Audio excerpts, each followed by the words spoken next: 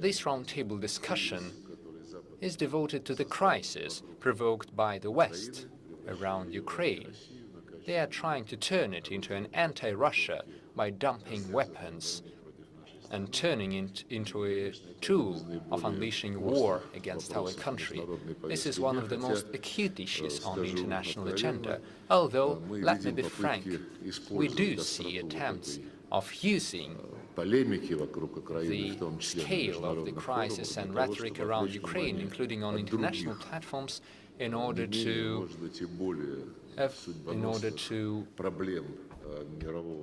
distract the international community from this issue and other issues, including the Palestinian issue.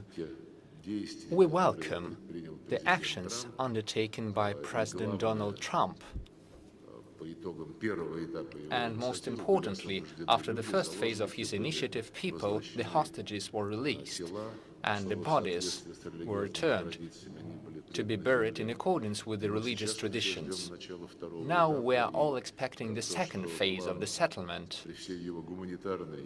And given all the humanitarian nature of the plan, it does not provide for a solid, sustainable solution for the Palestinian issue in accordance with the UN resolutions, which does not inspire optimism. Nevertheless, today we are here to discuss the crisis in Ukraine. And if I may, I will say a few words regarding our views of the current stage of the developments around this topic. We are meeting when every day mass media broadcast various messages and evaluations which, I would say, raise additional hopes that a diplomatic solution for the conflict around Ukraine is near.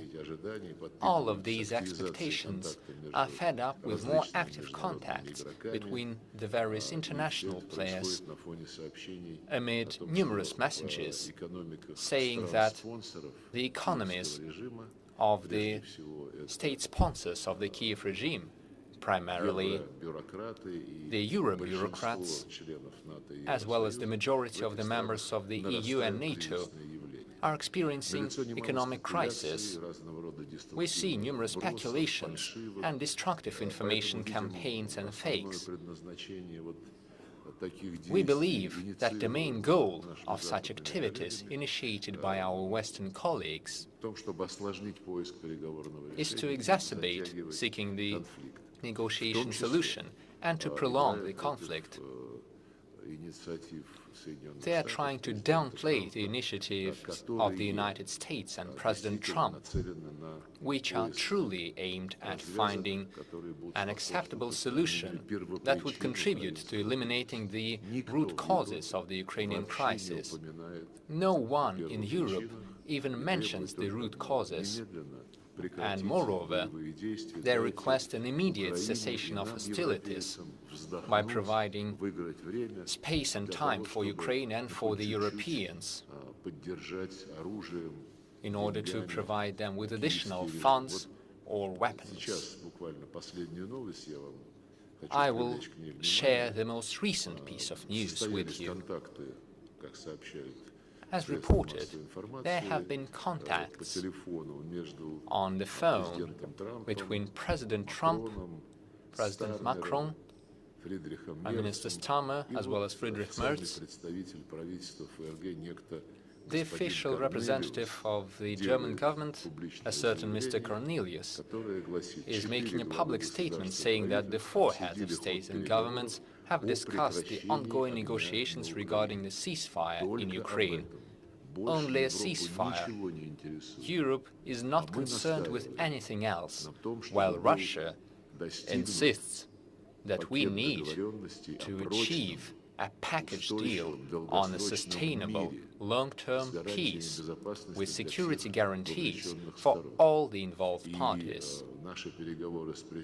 Our negotiations with the US President and his team are devoted to finding a long-term settlement solution and the elimination of the root causes of this crisis, while Western Europe, as seen from the statement by the German official that I have just quoted, only thinks about a ceasefire in order to take a pause and to prepare Zelensky and his regime to a new war against the Russian Federation. This is exactly why today we will try to separate the wheat from the chaff and analyze the dynamics of the events throughout this year and try to inform you of our views of the experience we have accumulated, which affects the decision-making process regarding the talks, the formats, the time frames and the future. First, a brief look into history. I'm sure many of you are aware of how this issue originated.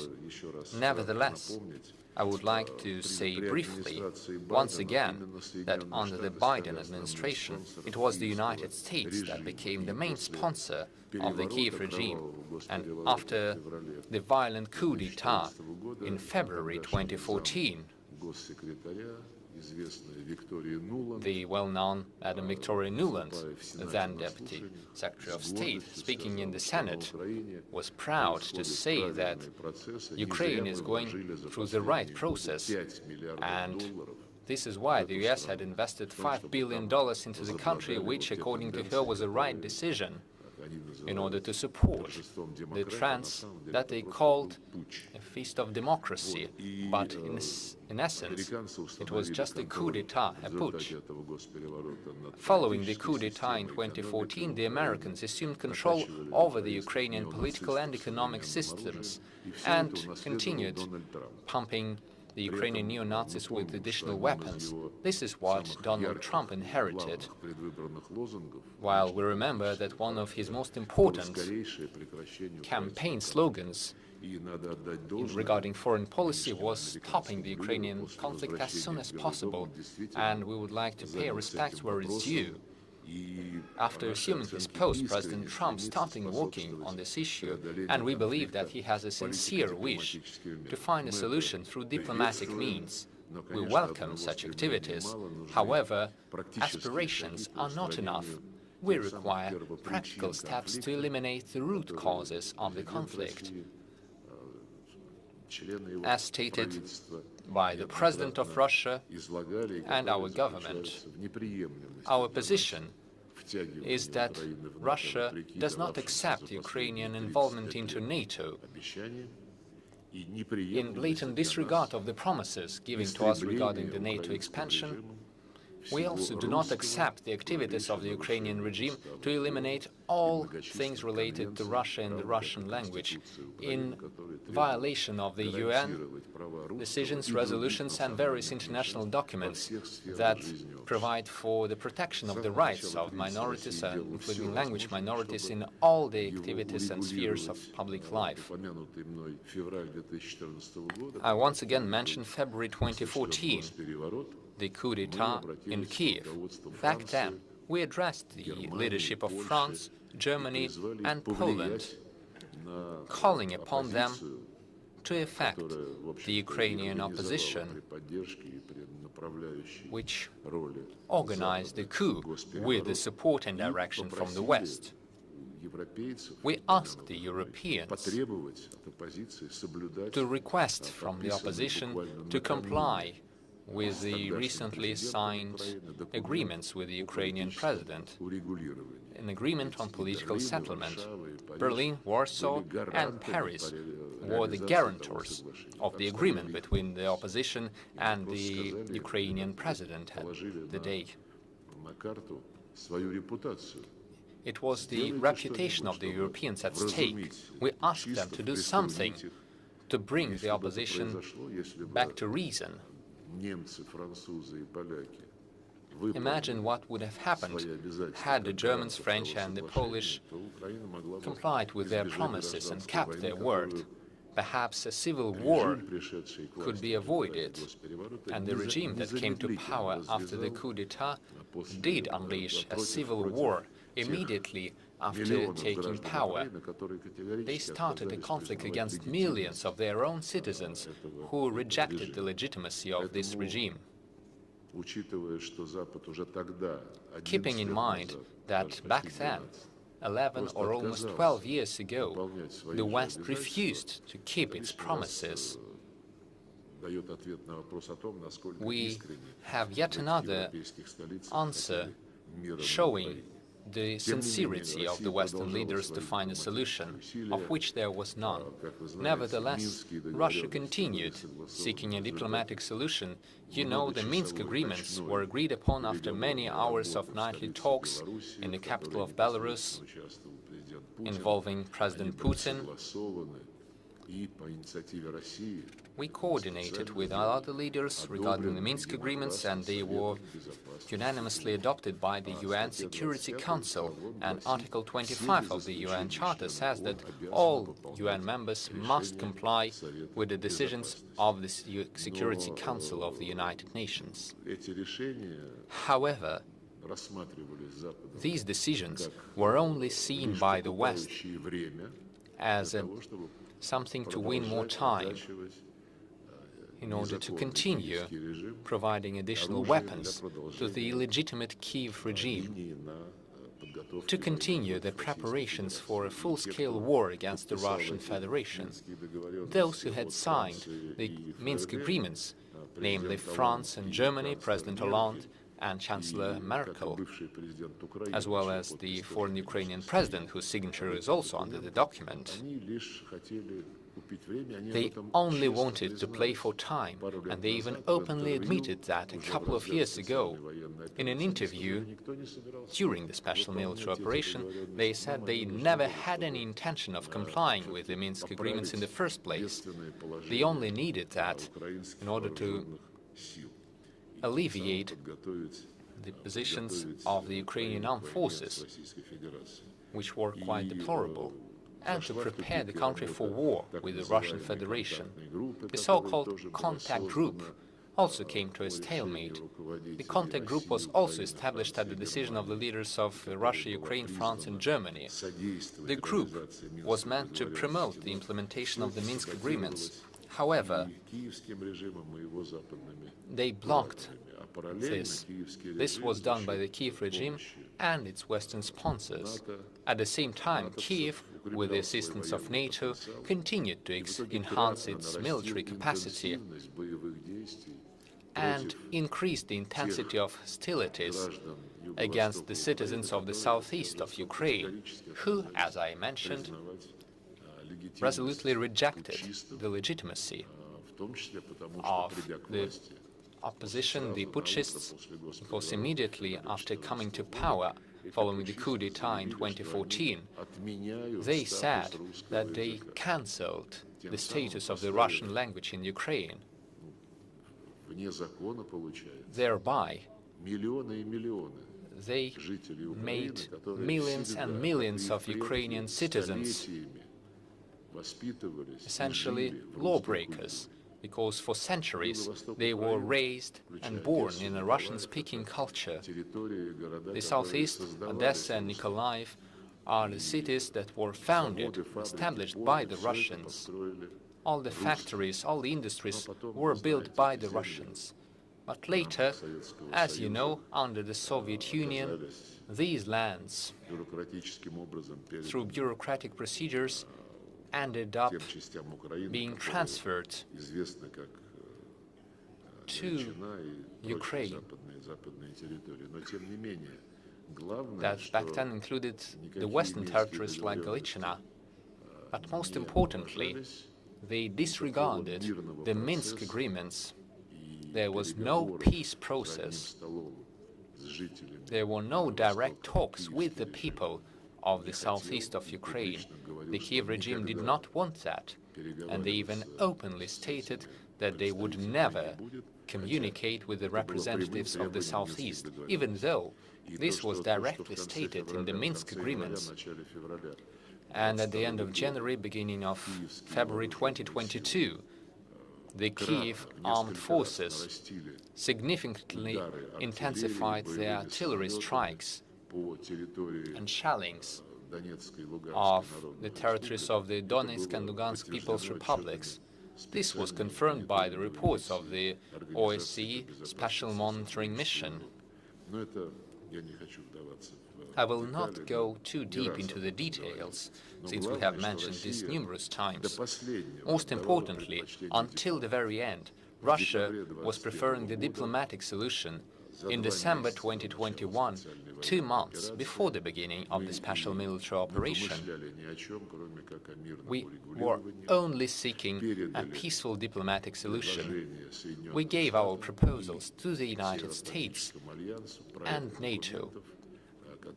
This was a draft package of documents aimed at finding security guarantees on our western track, and we suggested signing the legally binding agreements. However, the Americans and NATO rejected our proposals.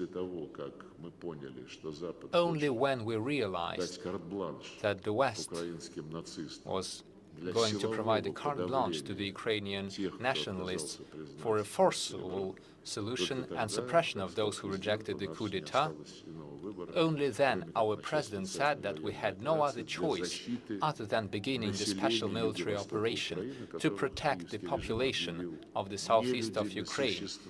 The Kiev regime was claiming that these people were non-human, that they were terrorists, which was a violation of all the norms of international humanitarian law. Ukraine was using regular army, artillery and military aircraft against their own population in the southeast. However, until the very last moment, we were trying to find a diplomatic solution. Contacts with the Ukrainian side took place in Belarus several days after the beginning of the special military operation. They later continued in the Brest region of Belarus, as well as in Istanbul and through video link. But this dialogue was halted, and this was not our fault. I would say that the leadership of the United Kingdom played a very destructive and undermining role under the then Prime Minister Boris Johnson. In April 2022, he gave an order to Zelensky to reject the draft settlement plan proposed by Kiev itself, which was already agreed upon. He said that Ukraine was supposed to fight to the very end in order to destroy the Russian economy and fighting capacity. This was the idea of that unkempt political leader of the United Kingdom. He believed that under the pressure of sanctions, Russia would end up in a political crisis, which would destabilize the country. I would say the Europeans are still trying to achieve that. In other words, according to the Ukrainian strategists, Ukraine was supposed to become a ram to hit Russia. Ukraine was supposed to hold on until their economic pressure would break us and would break our resolve to protect the sovereignty and security of the state, as well as the dignity of the Russian people, who, through the will of history, ended up living in the territory of Ukraine. They could have continued living there, were it not for the Ukrainian leaders. If only the Ukrainian leadership respected their own constitution, which, as I said, demands the protection of the rights of the Russian and other national minority languages. They wanted to inflict a strategic defeat upon us, and after that to dictate Western conditions on matters that were of concern to European capitals. The plans on anti-Russian blitzkrieg using Ukraine has failed. As you know, the Russian society has shown its inner consolidation and economy and political system have shown resilience and durability, and it is very important in terms of understanding this history of the matter. At all times, when Russia was attacked, we always said that our cause is right, and this conviction that we are right in terms of legal aspects and history-wise, it reflects the nature, the character of our people, that ensures the current state of affairs in combating those who wanted to suppress all our legitimate rights and interests. As I have already mentioned in the beginning, today, in the West, the resources to wage a proxy war, financial, material, technical, military resources are depleting, and the fatalities of the Ukrainian armed forces, according to numerous independent assessments, have long been over 1 million and counting. The Kiev regime has turned from an ideologically driven squad that was fueled by the ideology of Nazism, Azov battalions, and other neo-Nazi entities, and it was also fueled by some banned substances, I would say. The Kiev regime has turned into an organized criminal gang mired in corruption that is pulling its sponsors to the bottom. And against this backdrop, we can divide the ruling elites in the West into two camps. The majority stand for militarizing the economy of European countries and preparing for an outright military confrontation in Europe. Clearly, they hope that the war will write off everything, and their mistakes will be forgotten. I would like to mention Giuseppe Dragoni, chief of the military committee of NATO, and I quote, "We think about acting more aggressively instead of responding.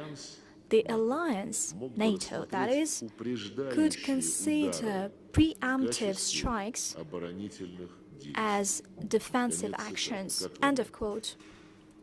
What's your take on that? How do you like that?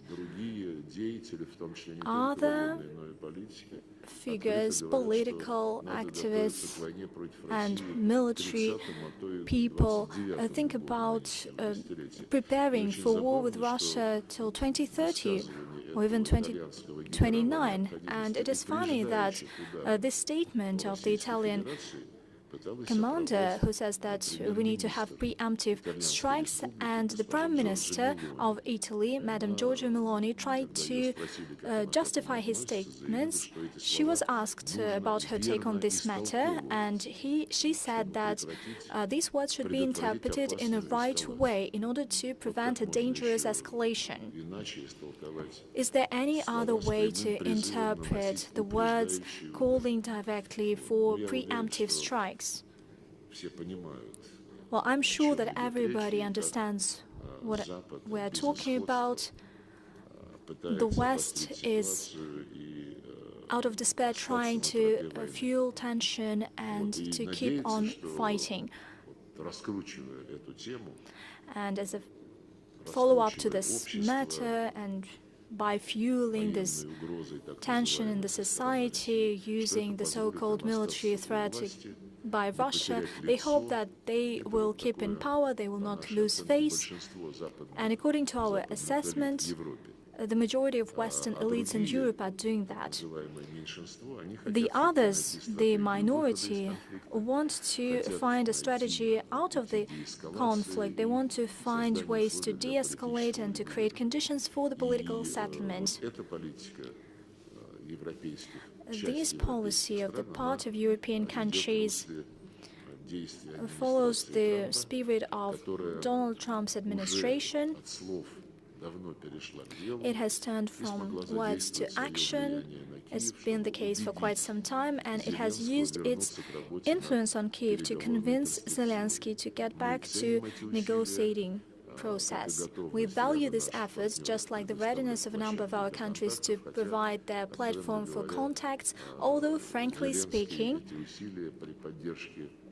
Zelensky, with the support of various leaders in Brussels, Berlin, London, Paris, tries to undermine these efforts and make up some excuses in order to put Donald Trump out of the path that they have opted for, that seeks to have a long-term, durable settlement. They want to replace it with some bogus stories with the sole aim not to do anything. In spring this year, as you know, as something that confirms our readiness to have negotiations, in spring this year we have resumed direct bilateral negotiations in Istanbul. There were 3 rounds in May, June and July, and we took a responsible stance to these meetings. We provided our proposals to the Ukrainian side, the so-called draft memorandum on ways to settle the situation as we see it. We proposed to establish Russia-Ukraine ceasefire monitoring and control center for certain periods in order to address humanitarian matters. The Ukrainian side said, Istanbul doesn't give us anything. We have just achieved certain agreements on humanitarian track, the return of bodies and POWs. We said, okay, let us establish certain working groups on humanitarian matters, on military matters, and on political matters. This proposal was also ignored. Then the Ukrainian delegation complained about the level of negotiating team in Istanbul. Allegedly, it is not that high, and this does not allow them to take serious decisions. And we suggested raising this level, and this was all ignored. All the initiatives that focused on any progress within the bilateral negotiations were refuted, rejected, or ignored, as I've already mentioned. And this once again confirmed that the Ukrainian regime does not want to have any decisions and solutions.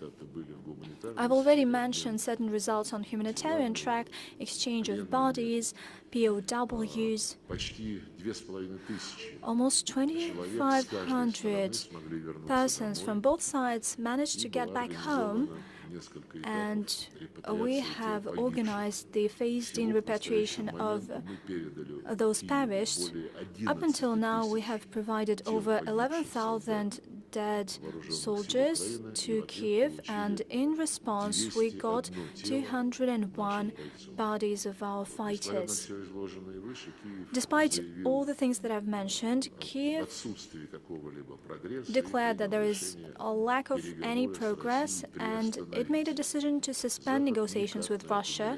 The West has not responded to that at all. It has not prompted the Kiev regime to at least make an impression that it was ready to have a political solution. Despite all these developments, we have a clear impression. Negotiations in Istanbul were needed by the Kiev regime for only one thing. Just like during the Minsk agreements, they wanted to ensure ceasefire without any conditions, under any pretext, and to get a respite for rearming, to respite their losses, to replenish their losses, rather, and to regroup forces. We haven't done that, certainly, and there is another personal case for Zelensky. There is a raging corruption scandal in Ukraine, and in light of it, protracting the conflict, by the looks of it, became a matter of political or physical survival for Zelensky. For us, the negotiating settlement, as was recently highlighted by President Putin, is our preferred option. We have not abandoned negotiations, and that is confirmed by our constructive efforts to consider initiatives by the United States. We value the aspiration of our BRICS partners to help bring about the environment to search for ways out of the crisis. Namely, I'm talking about the groundwork for the UN group in defense of peace and group of friends of peace in Ukraine. That was established by our friends in China and Brazil, and we believe that that is a sincere aspiration to make a constructive contribution to stabilizing the international environment. We need to build these efforts on the international law, primarily the UN Charter principles in their entirety, their full range and interconnectedness. It is important to ensure the lifting of root causes of the conflict, as I've already mentioned. It is the paramount condition for the durable peace. I've already mentioned the UN Charter principles.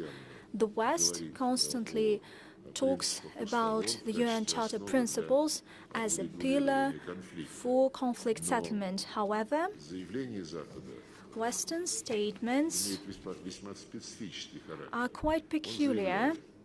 It claims, well, recently, for instance, Merz claimed once again that it is necessary to settle the conflict building upon the UN Charter and the respect for the territorial integrity of Ukraine.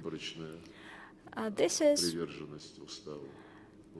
a selective commitment to the UN Charter, because UN Charter speaks about many other things, including, among other things, equality and the right of nations to self-determination. And that is exactly the framework for the decolonization process, when peoples of primarily African countries refused to live under the authority of metropolis, because the colonial powers have never expressed and defended the interests of the African peoples. By the same token, today the Kiev regime, and everybody understands that, the Kiev regime cannot and does not reflect the interests of the peoples of Novorossiya, Donbass and Crimea, naturally. There are a lot of double standards here. When the group of friends in defense of the UN Charter that was established by our partners is working to develop its philosophy, certainly we want for all the UN Charter principles to be taken into account, especially since the West forgets about yet another principle, respect for the human rights. Any human, regardless of race, gender, language and religion. The Russian language in Ukraine, as well as the Orthodox canonical church, are banned by law. I know that here present are many countries that are making part of the group of friends in defense of the UN Charter. Given this context, I believe that within this group we need to specifically highlight these aspects.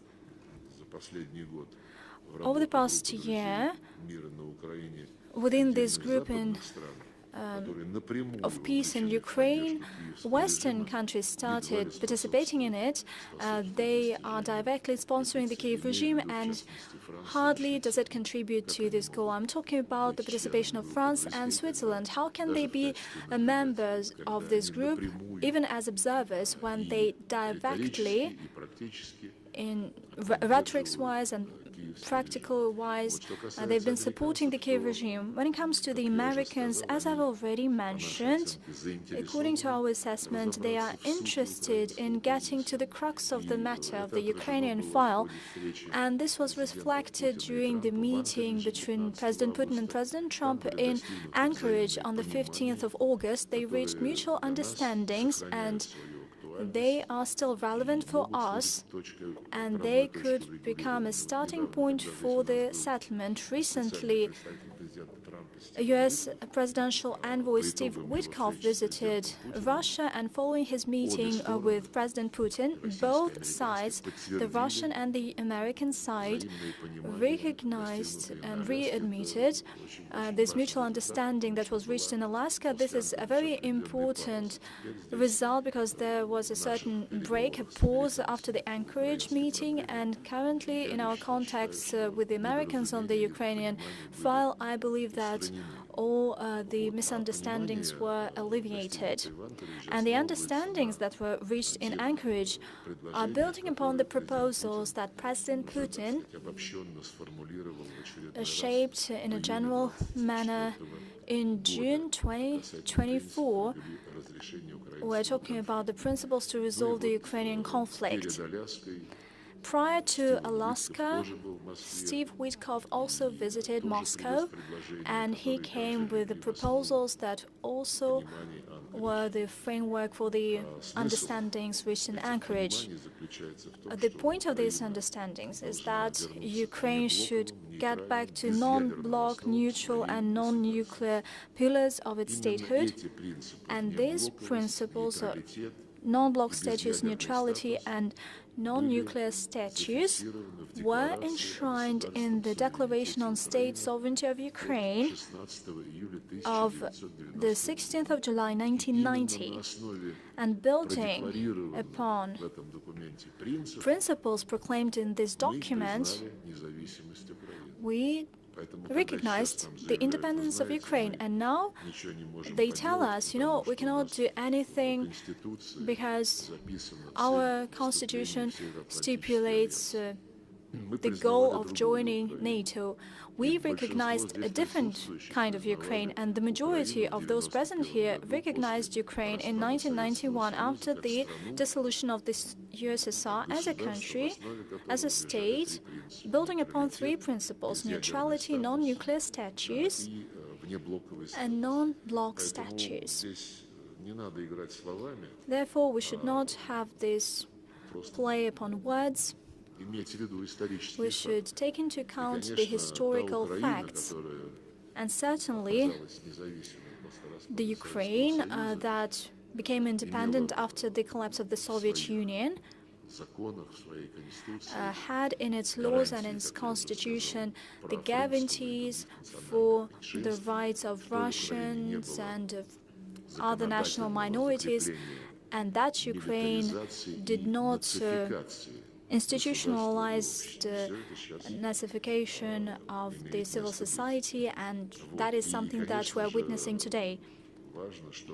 And certainly it is important for these understandings to get rid of discrimination regarding the Russian language and the Russian-speaking citizens, other national minorities.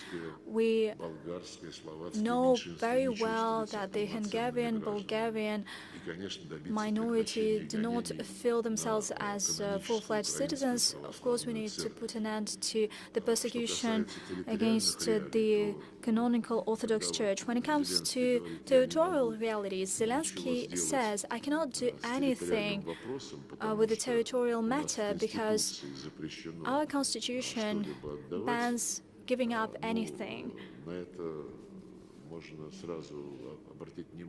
And certainly we can draw the attention of this person. Well, he clearly does not always remember what is happening around him, but I repeat for the third time today, this constitution enshrines the commitment of a state to respect the rights of Russians and other minorities. They don't care about these provisions. They adopted laws that directly ban the Russian language in education, in culture, in media. They simply created some kind of a filter in media outlets. You cannot work in media space if you criticize Zelensky.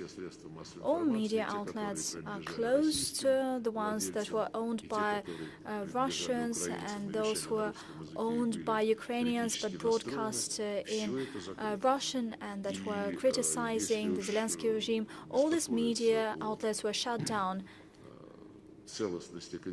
And if they care about the integrity of the Constitution, when it comes to the rights of people and citizens, this is the most important thing, more important than anything else. Let me state once again, we have our own constitution. Under this constitution, Crimea, DPR, LPR, Kherson and Zaporozhye regions are part and parcel,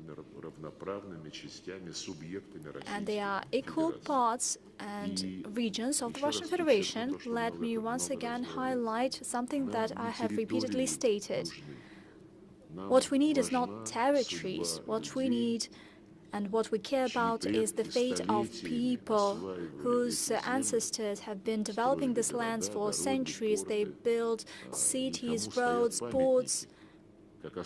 Monuments were built there to the founders of these territories, and the rights of these people are being trampled upon, disrespected by the Kiev regime. Therefore, the population of the Russian regions that I've mentioned back in the day, during referendums, refused to live under the rule of the neo-Nazi regime. And probably this is the topic that we cannot hush up. I believe that those countries present here have the right understanding of human rights in full compliance with the principles of the UN Charter, which prohibits discrimination based on gender, race, language, or religious foundations, and human rights as seen by the West are well known to us. By the way,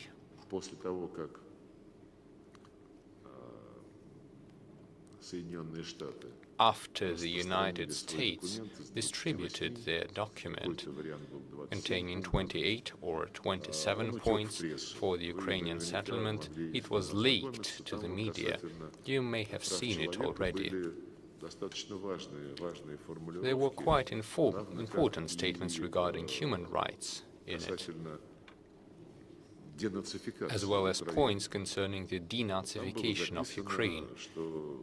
In particular, the document said that Ukraine needed to protect the languages of the minorities as well as religious freedoms, and the entire Nazi ideology and activities shall be banned. Following contacts with the Europeans, the number of points in that plan was reduced, namely, the point regarding the ban on all Nazi ideology and activities disappeared, obviously at the request of the Europeans and, of course, the Zelensky regime.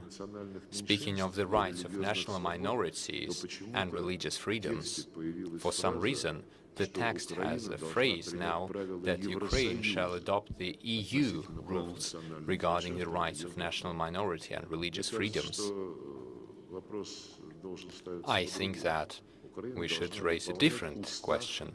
I say that Ukraine shall comply with the UN Charter as well as the numerous international universal conventions regarding human rights, the rights of national minorities and religious freedoms. We should not reduce its obligations to only acting in accordance with the rules of the European Union. This is unacceptable. The rights of national minorities and religious freedoms are not limited and are not regulated by the European Union.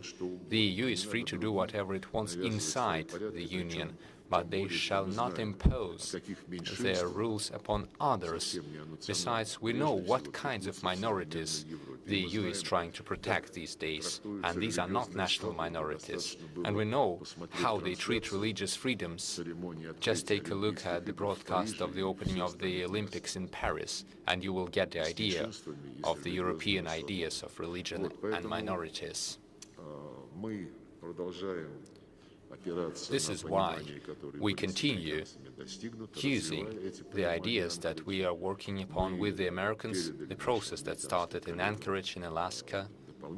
We have sent additional proposals to the United States regarding the collective security guarantees. We understand that, speaking of security guarantees, we cannot limit ourselves to Ukraine alone. The proposals which are currently being commented upon by Zelensky and his Western masters have not been seen yet. But if the statements in the media are to be believed, the new proposals provide for, apart from the demilitarized zone and the creation of a certain buffer zone on both sides of the border without any heavy weaponry. There is no point in discussing this without Russia, but the same proposals say that Ukraine would have an 800,000-strong army and that they would get security guarantees, as well as guarantees for the restoration of Ukraine. We are once again coming back to the notorious logic of the so-called Zelensky formula. Its sole purpose is to concentrate all the efforts on the support of the existing neo-Nazi regime in Ukraine without changing its nature, without changing its policy regarding the suppression of religious freedoms and human rights. At the same time, the legitimate interests and security concerns of the Russian Federation are left outside of the framework. Russia, by the way, ever since 2010 and even earlier, since 2008, we have made suggestions to NATO to sign a legally binding treaty regarding collective security guarantees. Even now, President Putin, during his meeting with Witkoff and Kushner a couple of weeks ago, 10 days ago to be more precise, stated clearly that we understand that security guarantees must include the Ukraine as well, but the other side wants to ensure security for Ukraine only. And according to the media, they are stating their guarantees in such a way to prepare Ukraine for a new attack on the Russian Federation. Of course, we cannot accept this. We believe that the proposals that we had made in December 2021 to the United States and NATO are still fully relevant. These proposals could become a starting point for future discussions. Of course, we are open to any other ideas, but most importantly, we have the consensus to work from. These are the decisions of the summits of the OSCE in Istanbul in 1999 and in Astana in 2010. They are still there and still relevant. These decisions of the OSCE summits say that each state has the right to choose their allies to ensure their security. And the second point is that no country shall reinforce its security by detrimenting the security of others. That's the second point. And the third principle stated in these documents of the OSCE summits says that no state, group of states or organization working in the OSCE space shall have any claim to dominance. But this is exactly what NATO has been doing consistently by devouring state after state. These are the countries located to the west of the Russian Federation. As we were drawing attention of the Western colleagues to the fact that they were not acting in a decent manner, that they were violating the obligations of their own prime ministers and presidents, they were saying that these are just political obligations and not legally binding obligations. That is the logic that the West is trying to follow. But this logic does not work. If they intend to continue working through this logic, we will end up in a bad situation. This is why we are ready to take into account all the existing proposals, which are elaborated in a collective manner in order to begin our talks. These proposals should pursue the aim of reaching the fundamental and legally binding agreement. This is of the utmost importance. We don't want to go from one crisis into another, and this is what the Western Europe wants. They are trying to sow the seeds of a new conflict, while publicly saying that they are preparing for such a conflict. We don't want our current efforts to be in vain, to repeat the fate of the Minsk agreements, which, I repeat, were approved unanimously by the UN Security Council, but this didn't stop the French, the Germans, or any other masters of the Zelensky regime. In their frenzy, trying to defeat Russia, they didn't stop at anything. As you know, today, I already mentioned the 28-point plan of the Americans. Later, President Putin had a meeting here in Moscow with Stephen Witkoff. As I said, we confirmed the ideas elaborated in Anchorage in Alaska. Work shall continue. At the same time, we see the efforts of Europe, we see Zelensky going between London, Paris and other European capitals. And from what we see from the media leaks, their purpose is to undermine the efforts of President Trump and his team. For the majority of these people, like Macron, Starmer, Merz, Tusk, Stroop, or von der Leyen, or Kallas, they see no profit in ending the conflict. They are still drumming up the conflict by establishing the so-called coalition of the willing, by increasing their military expenditure and trying to save their own political future, as I said in the beginning. They are ramping up the Russia scare, promote the ideas of a Russian attack in the future. Now they are even trying to reduce the dates and time of transferring their troops to the Ukrainian borders. They are still having and harboring fantasies of sending their own military troops to Ukraine as so-called peacekeepers. But these so-called peacekeepers would immediately become legitimate targets for the Russian armed forces. The Europeans must understand that. They are forced to admit the fact that the British servicemen are directly involved in the conflict in Ukraine.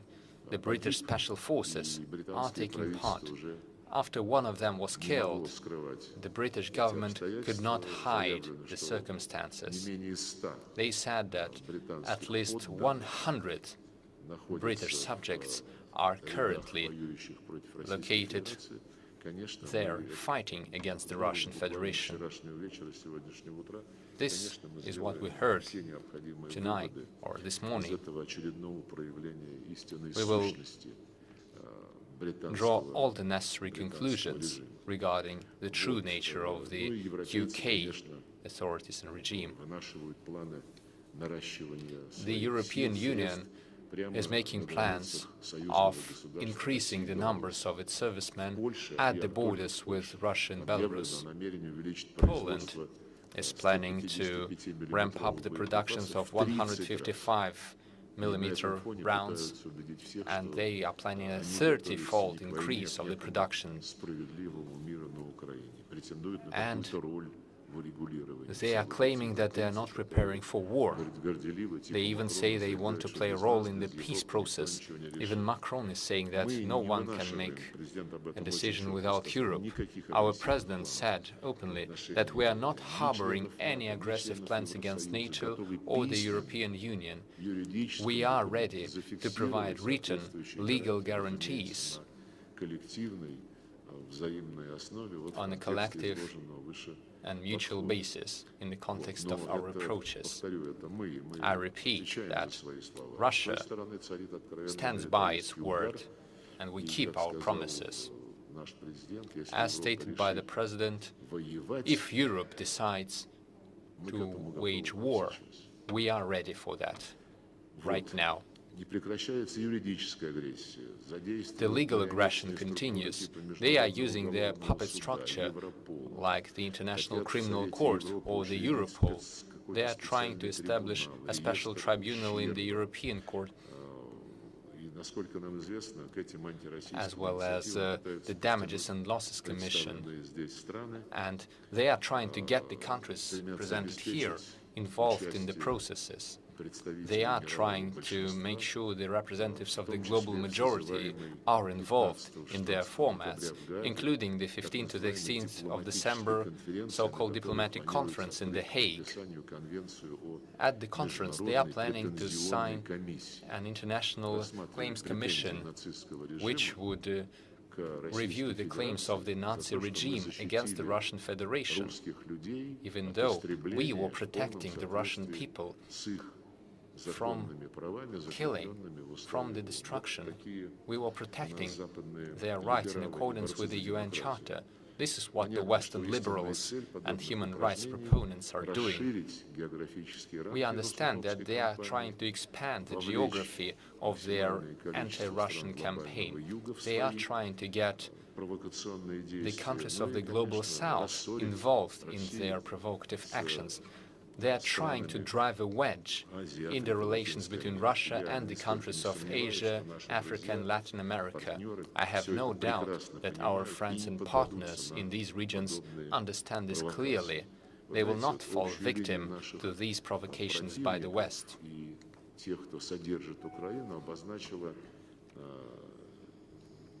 The Ukrainian state sponsors and their position have been stated by Madam Kallas. She said that EU has a clear plan of 2 points. The first point is to weaken Russia. The second one is to support Ukraine. End of quote by Kaja Kallas. This is a masterpiece of diplomatic art, I would say, worthy of the quote by Annalena Baerbock, who was demanding that Putin should change his policy by 360 degrees. Europe, through Kaja Kallas, is saying that their main goal is to support Ukraine. We see that the support of the Kiev regime by Europe includes the robbery, the planned robbery by the European Union of the Russian assets. They are planning to confiscate the sovereign assets, the currency reserves of the Russian Federation. The representatives of the West, the Prime Minister of Belgium, the leadership of the European Reconstruction and Development Bank and the International Monetary Fund are warning the Brussels bureaucracy against these reckless actions. But we will see whether this will have any effect on the political figures like Ursula von der Leyen or Kaja Kallas, whose diplomacy is very blatant and open. They must understand that they will be kept responsible for such actions. By the way, Madam Kaja Kallas recently made another statement and made another Freudian slip. She said, in particular, that Ukraine does not need a very quick settlement. More statements by the head of the German intelligence service, Mr. Kahl, said that it is good for Europe for the Ukrainian conflict to continue for several more years, while the European countries would enhance their own military capacity. preparing for war with Russia. These are the things stated by the ideologists of the anti-Russian war. These are the statements made by the European politicians for their own domestic audience. Their argument, first of all, is that they should support the Kiev regime because it is fighting for European values. They are admitting their guilt. In essence, this means that the European leadership is promoting neo-Nazism in Ukraine, the country which glorifies the criminals, those who were convicted by the Nuremberg Tribunal, the country that pursues an anti-Russian policy, a country that has a legal ban on the Russian language and all things Russian, which persecutes the Russian culture, Russian media, the Russian Orthodox Church. No one in Europe says that this is a violation of the UN Charter and the Ukrainian international obligations. This is what it looks like. This is what the European values look like. This should be a lesson for everyone. And the most recent work in the protection of the European values is demonstrated by the Ukrainian Institute of National Memory. This is not a public organization. It was established 20 years ago by the government of Ukraine. It has a status of a central body of the executive authorities tasked with preserving national memory. This organization has lists of people and organizations who are accused of undermining the interests of the Ukrainian people and are subject to the policy of so-called decommunization and decolonization.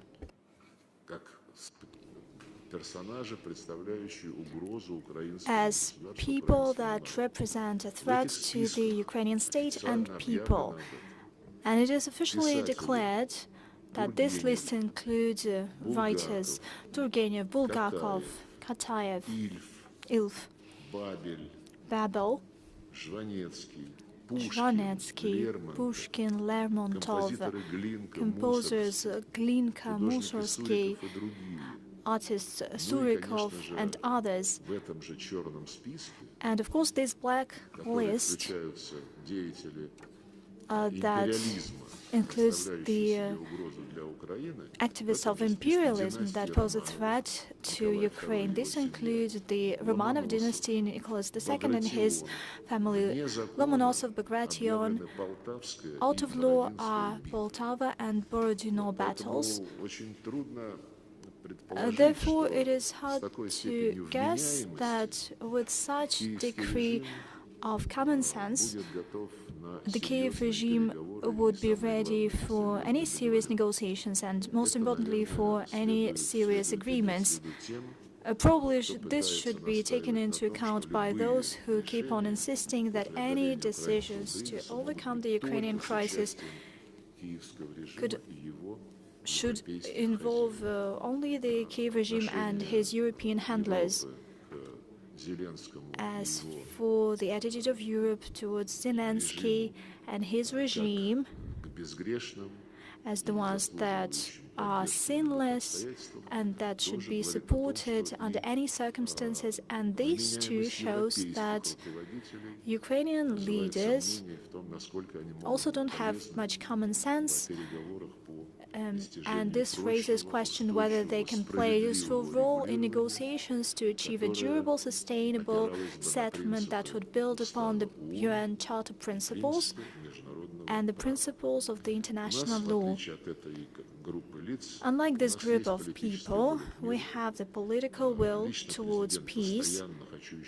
President, personally, and let me highlight this once again, talks about his readiness to have a meaningful dialogue, primarily with the American side, because it is the one who shows serious intention to achieve results. And we do want to put an end to the conflict. Our principal position has not changed. It is possible to do that if we alleviate the root causes of the conflict that are well known to everyone, and I believe that you also understand that. Hopefully, the additional arguments and assessments that we outlined today and that we will outline following your questions will be useful for your governments as they assess the situation, as they define their actions in this regard. Thank you for your attention. Thank you so much, Mr. Minister. Ladies and gentlemen, Your Excellencies, you have a chance to ask your questions. Over to you.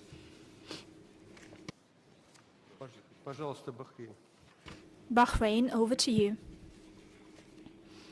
Good morning, Your Excellency, Minister Sergei Lavrov. It's my honor on behalf of Their Excellency, the Arab Ambassador, to extend our sincere appreciation of convening this open dialogue today. Your Excellency, the Alaska summit between Presidents Putin and Trump constituted a significant breakthrough in overcome the diplomatic impasse surrounding the Russian-Ukraine crisis. The international community received it with optimism, and His Majesty the King of Bahrain dispatched 2 cables of congratulation and support to both presidents in recognition of their effort to achieve a resolution to this conflict.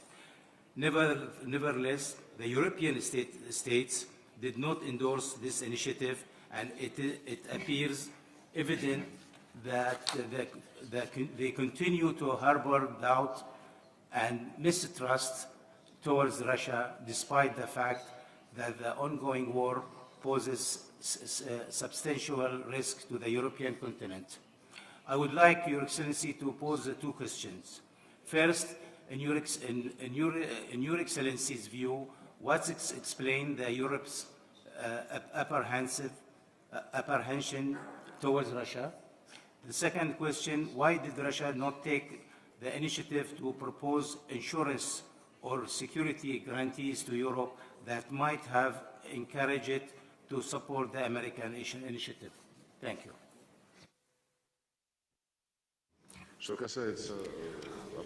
When it comes to concerns and fears by Europe regarding the Russian Federation, our plans, I cannot understand the rationale behind the European leaders. Take a look at what they say, and probably it would become clear that it is pointless to get inside their head and to put ourselves in their shoes. Take Finland, for instance. For many years after the war, it was our good neighbor. We have overcome the dire period that existed in our relations.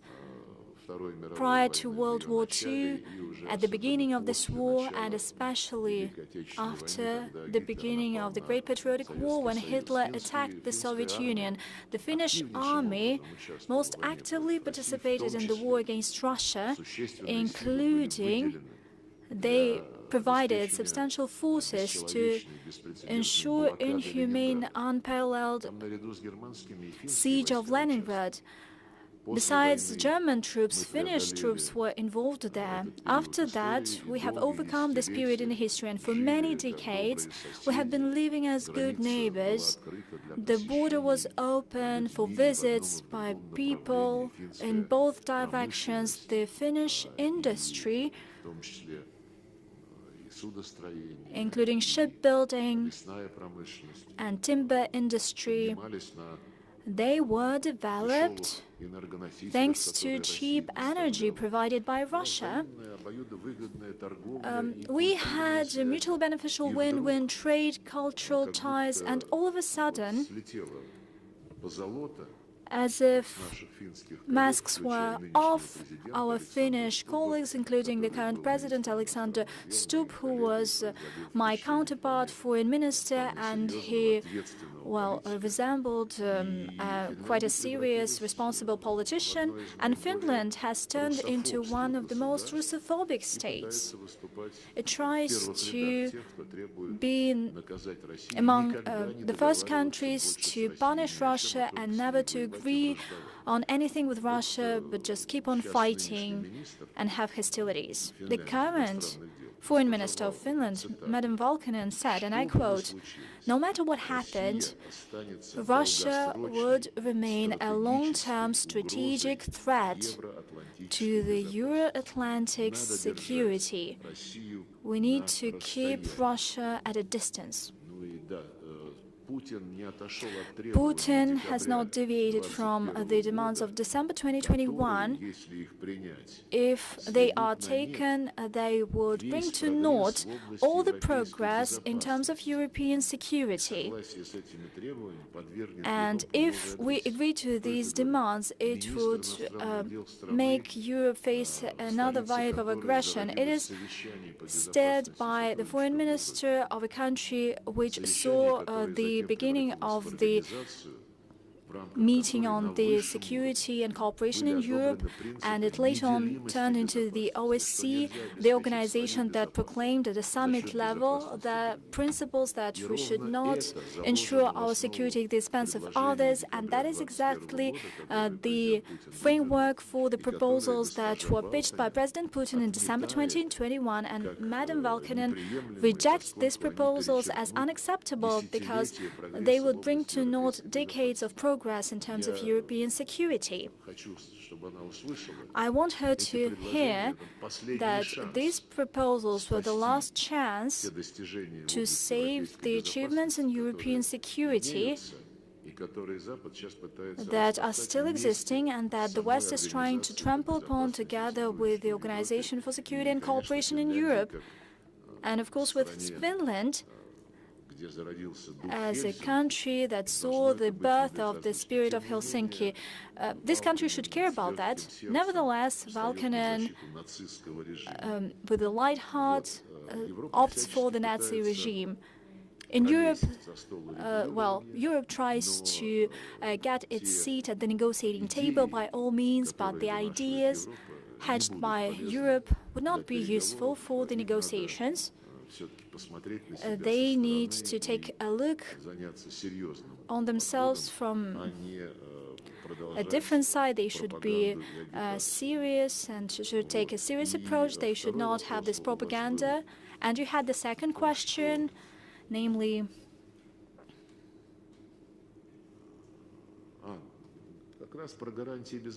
Oh, you were talking about security guarantees. Our proposal on security guarantees is well known and they are publicly accessible. We made them in December 2021 and they are crystal clear. Basically, we're talking about indivisible security, but not in a way of political commitments, but legal commitments with the respective verification mechanisms. But that is exactly that the European part of the West does not want to see, because they keep on seeing an eternal enemy in Russia. Thank you so much. The International Red Cross, over to you. Thank you very much. Good morning, Your Excellency. I'm the head of delegation of the International Committee of the Red Cross for the Russian Federation and Belarus. First of all, allow me to thank you personally, as well as the organizers of this important briefing, for extending the invitation to ICRC and other humanitarian organizations, especially ahead of a potential settlement of the crisis. Allow me also to underline once again the importance of taking into consideration the humanitarian aspects of any peace or conflict settlement, and to humbly mention that the ICRC stands ready to flesh out with all parties all these aspects as the only international humanitarian actor present across the conflict. My question is, from the Russian Federation's perspective, what would be the key humanitarian components of a sustainable settlement for this crisis? Thank you. Thank you so much.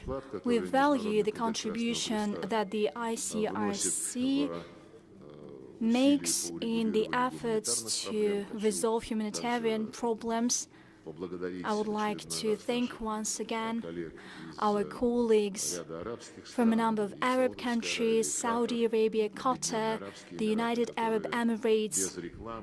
Without any advertisement, without any fuss, they've been involved in practical matters. They help organize exchange of POWs, the return of the bodies of those perished, and certainly, by way of responding to your question regarding the key humanitarian problems that need to be addressed, I wouldn't say that one humanitarian problem is subsidiary to the other. All humanitarian problems are important. It is important to bring POWs back to their families. It is important to bring back the bodies of those perished so they would be buried in a decent way. And certainly it is important to eliminate all risks emanating due to these situations. For children, this topic of children has been politicized to the max. We've seen mantra from Kyiv that dozens of thousands of Ukrainian kids were abducted by the servicemen of the Russian army, that they are subjected to some kind of tortures. We're talking about dozens of thousands. From day one, when this topic was raised, we asked them, and we still had contacts, and in mid-2025 we had these contacts in Istanbul. For the benefit of these children and to resolve this issue, we asked the Ukrainian negotiating team to provide us with the list of these dozens of thousands of kids. After many reminders, Ukrainians were able to cobble up 399 names. We initially started to double-check them. We asked for the assistance of your distinguished organization, and a huge part of this list of 399 names turned out not to be kids already. They turned out to be not in the territory of Russia, but in Europe. And by the way, this helps confirm our suspicions about the kind of business relating to the trade of kids that some Ukrainian activists started with the help of some Europeans. But once again, we know that the ICRC is ready to identify real facts. I know that you prefer to act in a non-public way to preserve your status of a depoliticized organization. But here we're not talking about politics, we're talking about children that reportedly are missing. If you use your good opportunities to clarify this list, I believe that this in and of itself will be a very serious contribution to our common endeavor. If we talk about humanitarian problems in a more general way, language, religion, too, are also humanitarian aspects, and I once again urge our friends represented here, including the ones who make part of the groups of Friends of Peace in Ukraine, to draw their attention to the rights of Russians and the rights of believers in Ukraine. At the height of all the negotiations and discussions in late November, when the West didn't even want to mention this policy of extermination the Russian language and persecuting the Orthodox Church, while keeping that Ukraine is supporting the European values. In November, the deputy head of the Ukrainian head of the delegation, Kristina Eurovision, stated publicly that there would be no benefits for the Russian language. We will not encourage the genocide that undermines our identity and our language. That means that our course to protect Russians living in Ukraine, to protect them from the extermination, is called the genocidal thing, genocidal aspiration. If those who contact with the Ukrainian regime drew their attention to these things, I believe that this feeling that Zelensky and his team have, this feeling of complete impunity, well, still it deserves some attention, because having such an attitude, and by the way, another case in point, on the 2nd of December, Mr. Witkov came to Moscow. He had serious proposals, some 5-hour negotiations in the Kremlin, and real problems were discussed very seriously. These problems need to be resolved in order to have a durable peace. The next day, on December 3rd, the Verkhovna Rada of Ukraine adopted a law in addition to the set of laws that ban the Russian language in all walks of life. They adopted another law that excludes the Russian language from the list of languages that are to be protected in accordance with the European Charter of Regional Languages and languages of minorities. Those who represent Europe, all members of this Charter of the Convention that enshrines such rights, and that is a challenge to the peaceful efforts taken, namely by the special envoy of President Trump. And at this very moment in time, they made such a propaganda step, and in accordance with the quote that I've mentioned, it equals the Russian language to genocide. I believe that you shouldn't have any qualms talking about this publicly. You shouldn't be shy about that. There is nothing but the legitimate demand to respect the international law. Europe is not saying a word, and by doing that, it confirms that encouraging racism, Russophobia, revival of Nazism is something that is in its plans. Thanks a lot. Iran, over to you. Good afternoon, Minister. I represent the Embassy of Iran. First of all, I would like to thank you for organizing this event, this roundtable discussion. This is an event that provides useful and substantial information. I have a question. If I may, I will continue in English. Mr. Minister, regarding to the negotiations between Russia and United States, the question is about the conclusion. I mean, if the current talks between you and United States would not be able to find a political settlement and agreement to end the war regarding the destructive efforts of Europeans, as they say these days, that Mr. Trump maybe withdraw and leave the table of negotiations. The question is, what will be the alternative plan? I mean the plan of Russia in the case of the failure of negotiations. Thank you. You know, we never make guesses on what may happen if someone changes their mind or position. We have all reasons to believe, following numerous contacts with the United States, including contacts of our presidents in Alaska, and later contacts with the special representatives of Presidents Putin and Trump, and meetings of the Foreign Minister and State Secretary.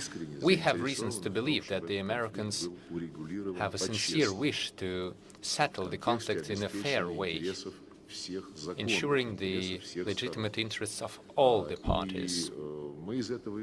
This is how we proceed. We are still expecting information on the outcome of the contacts between Zelensky, his European masters, and the US administration of Donald Trump. We see various leaks in the mass media.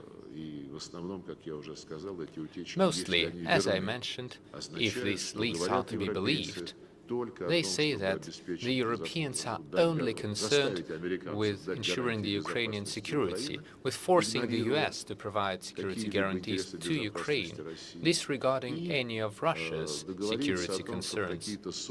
And they want to reach an agreement to come up with certain funds to be sent to the Ukraine Restoration Fund. This is a one-sided approach. I have no doubt if that is true. If it's really what Ukraine is talking about with the Europeans, then these approaches have no future.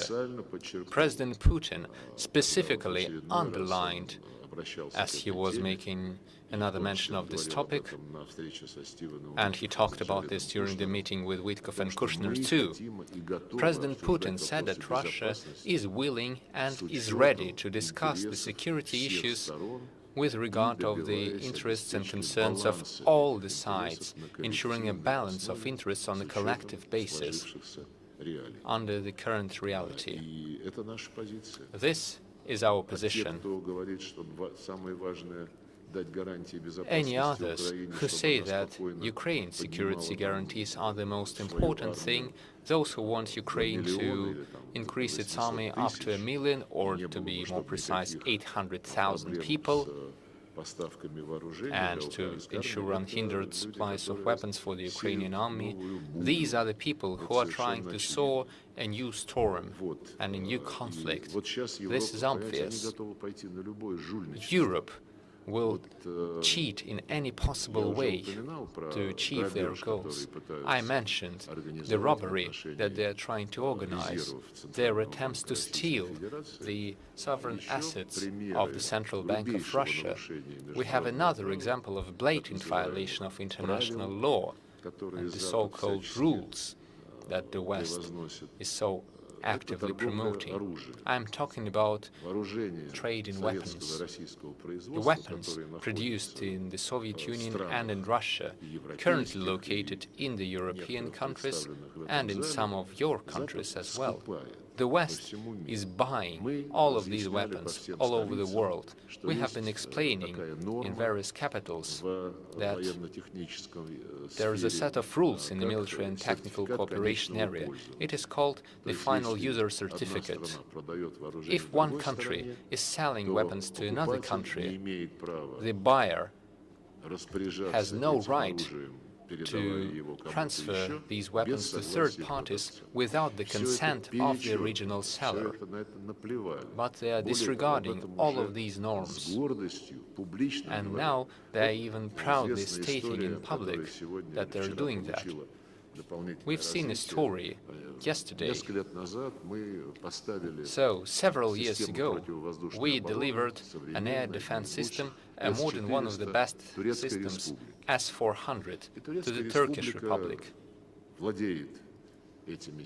Turkey has these systems, to the displeasure of the West and the United States. The US, aware of the interests of Turkey to buying F-35 fighter jets from the US, made a condition for Turkey. They said that Turkey will only receive the F-35 fighters if Turkey refuses to keep its S-400 air defense system. And yesterday, suddenly, the European Union, representing Europe, has decided to purchase the S-400 systems from Turkey to be sent to Ukraine. They are not even thinking about the obligations of Turkey, since they are obliged not to take such steps without the consent of Russia. But the Europeans are not concerned with that. Thereby, they are trying to open a way to deliver the F-35 American fighter jets to Turkey. This is only one example of how Europe disregards all its words about the protection of private property, about the presumption of innocence, the need to follow the rule of law and international law. They are disregarding everything when they need to achieve their goals. Coming back to the question asked by our friend from Bahrain, Europe once again provides proof that it is no accident that throughout the long history, Europe has long been the organizers of all the evils of humanity, starting from colonialism, slavery, World War I, World War II, and Europe once again tries to do something more. Perhaps they forgot that, due to the obvious trends of the global political and economic development, Europe is now being left out of the main processes and events. But they still have their instincts, their belligerent instincts and aspirations. They are trying to stay afloat, to stay relevant through their aggressive actions. They are once again showing their nature. Thank you very much. Serbia, please.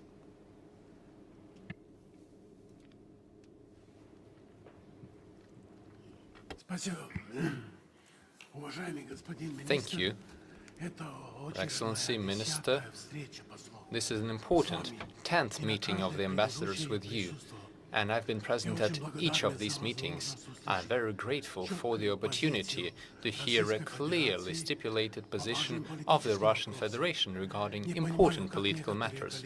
I can't understand how some of our colleagues, the diplomats, are unwilling to come here if they want to understand how to survive and how to move forward. I can't understand why they are not ready to listen to any information available. I'm leaving the Russian Federation soon, after 4 years, and I would like to seize this opportunity to express my sincere gratitude to you as a person who will become a part of the history of diplomacy as one of the greatest diplomats of all times. I'm sure that there is not a single person here who would not share my opinion and who would not be grateful for the privilege of talking to you and meeting you. I have a question and a proposal. My question perhaps has been answered already, but can you say openly, do you see any end to the conflict in the near future, for example, in the next 6 months? Or is there no end to the conflict and a new conflict will follow with different insiders? And here is my proposal related to the conflict.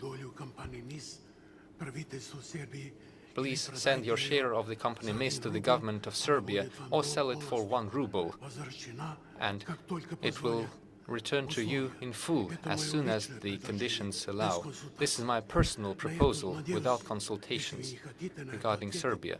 If you don't want to answer that, then perhaps President Putin would answer. Thank you very much. Thank you. Speaking of the forecasts of when the conflict in Ukraine will be over, the representatives of Europe are giving specific time frames. Some of them say by spring, some of them say in 2026. We do not waste our time doing that and effort. We have specific tasks to achieve. They have all been clearly stated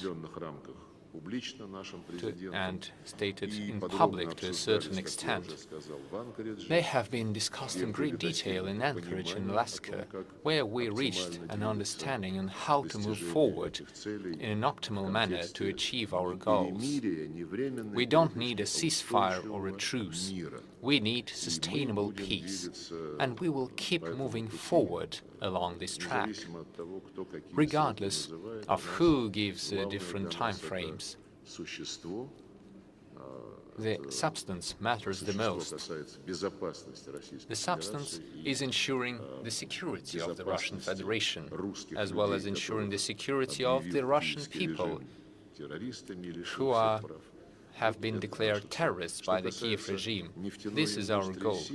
Speaking of the Serbian oil industry and the situation created by the authorities of the United States regarding this particular company and facility that you mentioned, where the main package of shares belongs to the Russian companies, the negotiation process is ongoing.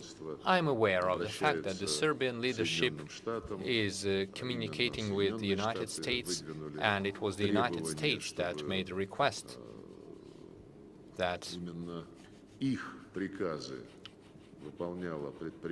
the company should follow the American orders, and in violation of the intergovernmental agreement between Russia and Serbia. This is a specific characteristic of the Americans and their actions. Unfortunately, through their actions, through their unilateral sanctions and abuse of the US dollar, the Americans are undermining the globalization process that had been ongoing for decades and has been seen as the main good for humanity. We are slowly moving through the process of realizing that this is not a good for humanity. This configuration of the global economy only allows a single country to dictate its conditions to the others, and any seriously minded countries who are willing to preserve their sovereignty will be creating their own alternative structures. We will not rely upon the mechanisms that have been proven inefficient and used for suppression of others. Instead, we will rely on our own independent mechanisms that are not subject to any ideological pressure. We are doing this within BRICS, within the Shanghai Cooperation Organization, and, by the way, within CELAC, the Community of Latin American Caribbean countries. I think that the process may be profitable to the authors of these unilateral sanctions. In the long term, their actions are undermining the entire system that is called globalization, which is crumbling before our eyes. Which path shall we choose to move forward? As I mentioned, there is an intergovernmental agreement between Russia and Serbia. The agreement says that there shall be no nationalization without mutual consent regarding the company that you mentioned. How exactly we will move forward, whether it's going to be nationalization or any other way, I do not know. Perhaps the solution is finding a way for continued work of the Serbian oil industry that would not be dependent on the United States. I do not know how we will move forward. This is a negotiation process led by our ministries of energy and our companies, including those in other countries, those neighboring you. These are the companies who are in some way involved with the Serbian oil industry. At the end of the day, I must say that justice should always be the main criteria. I have no doubt about it. Otherwise, we would create a dangerous precedent for many other countries. Nobody wants that. Thank you very much. Sudan, please. Your Excellency, thank you very much for the briefing and keeping us regularly updated about the situation. You highlighted some issues related to human rights, and I would like here to recall the tragic events unfold in Al-Fashir, in Darfur State, west of Sudan, committed by the RSF and mercenaries, among which are Ukrainian. Unspeakable crimes have been committed with the support of an external actor, known to every one of you. Ukrainians are in Sudan as mercenaries involved in the conflict, committing heinous human rights violations and genocide against the Sudanese people. With the RSF, and the videos were uploaded by themselves to everyone through multimedia. They thought mistakenly to counteract a Russian presence in Sudan in particular, and in Africa in general. I would like to ask about your insights about this, Your Excellency.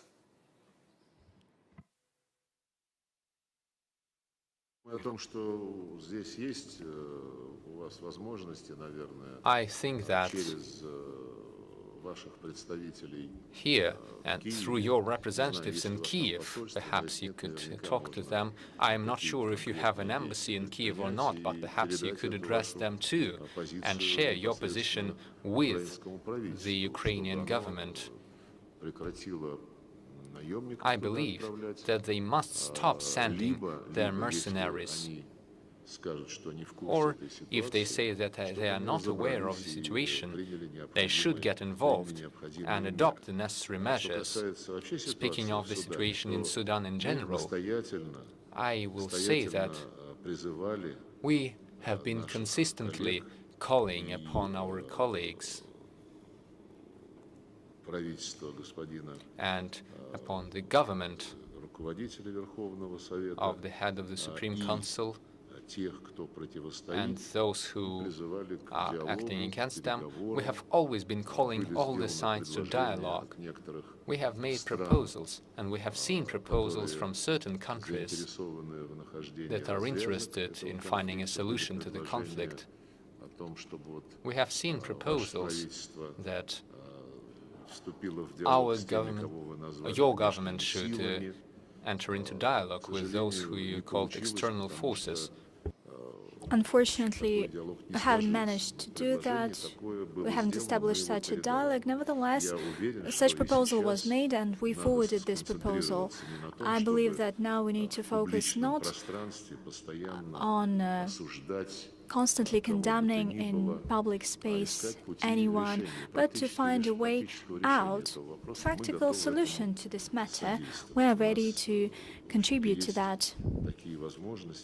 We have such opportunities, and if your government is in favor of that, we'll try to use these opportunities. Thank you so much. We are running out of time. Last question, Yemen. Thank you, Acting Rector of the Diplomatic Academy, for the invitation for the very useful roundtable, and thanks to the Honorable Minister for the valuable information, which he started by mentioning the efforts to stop the war in Gaza, which also raised the hope to enhance maritime security in the Red Sea, which was impacted by the development in Gaza and the region in general. Issues of the maritime security not only a threat to the Red Sea, but extend to Mediterranean and up to the Black Sea. And how much, Honorable Minister, do you see the enhancing of the implementation of the international law in maintaining maritime security in all overseas? My second question is, you were referring to the legal aspects of all parties related to rights of interest, including languages and religions practices, based on the UN Charter. How much, Honorable Minister, you think that as the International Court of Justice is part of the UN agencies, can take such a matter to see the implementation of the UN Charter. Thank you very much. When it comes to maritime security, this is a serious matter, and currently the United States have been actively advancing their policy, namely, allegedly, as they claim, they have the right to destroy vessels that carry drugs without any legal process, without any investigation. They simply have information, and as you know, they have already destroyed several boats of this kind. Yesterday, they made it to the tanker off the coast of Venezuela. They accused it of carrying oil that should not be sold. We have little information here because I do not quite know how the U.S. treats the situation in Venezuela, other than the fact what was said by President Trump. They demanded regime change or dismissing of the regime. However, Chevron company buys Venezuelan oil, and what kind of oil was on this tanker? Well, we should dig into this matter, and I do hope that the United States, although it believes that it is entitled to have these operations, but out of respect to other members of the international community, it should explain, building upon what facts they take these measures. And naturally, we want to ensure that the discussions on how to combat drug trafficking and ensure maritime security, we want these discussions to be collective. And the international community members should not face just unilateral measures. When it comes to the International Court of Justice and its role in defending the UN Charter principles, there was a specific example, including when it comes to Serbia. Its ambassador already made a statement today. I believe that Marty Ahtisaari was a representative on the Kosovo settlement, and when nobody had any hostilities, all of a sudden he said, it is pointless to keep on dealing with the Kosovo settlement. There was no other option but to proclaim the independence of Kosovo, and Kosovo was proclaimed independent, and our Serbian friends made a complaint to the ICJ, and the International Court said that indeed the UN Charter has such a principle, the principle of self-determination, and the self-determination of any part of any state might as well take place without the consent of the central authorities of the respective country. And that's it. That means that it is possible. A couple of years after that, there was a coup in Ukraine, and in Kosovo, independence was proclaimed without any referendum as a unilateral measure. A couple of years after that, there was a coup in Ukraine, and Crimea said that it would not live under the rule of those who announced the elimination of the Russian language as its main goal. They had a referendum, and in this case the West said, no, we're not talking about the right of nations to self-determination. Here we see the violation of the territorial integrity. So you either should have a harmonious interpretation of the rulings by the ICJ, or we might face a very complicated situation. But these decisions should be respected. There is no doubt about that. That is a respected entity. And certainly the rights of states and human rights enshrined in the UN Charter, these are matters that are within the purview of the ICJ, and it is always possible to request this entity. Dear friends, thank you so much for your attention. We'll continue our work next year. Hopefully we'll continue our tradition, and see you next time.